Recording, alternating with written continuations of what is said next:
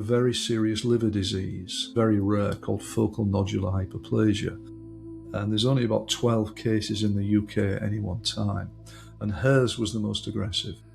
She shared the story of this illness and she said, "You're my last hope."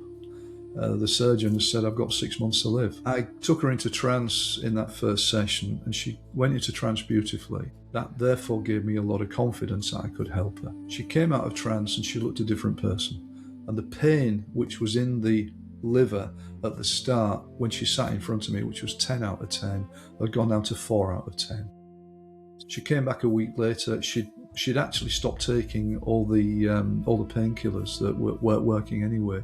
I taught her self-hypnosis, so I taught her how to take herself into trance, and we then started to work on the emotional roots of the illness, traumas in this life, 2 past lives, and those were interesting. In one of the past lives, she was a young Native American woman. Her village was raided by another tribe. A warrior came up behind her, grabbed her, and stabbed her in the back and killed her. And of course, where did the dagger go? Liver. Right through the liver area.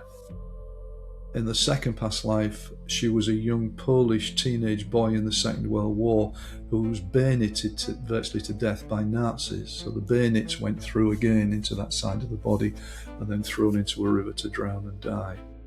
So we released the traumas, and over time, she started to get better and better and better. And what happened is the tumours stopped growing.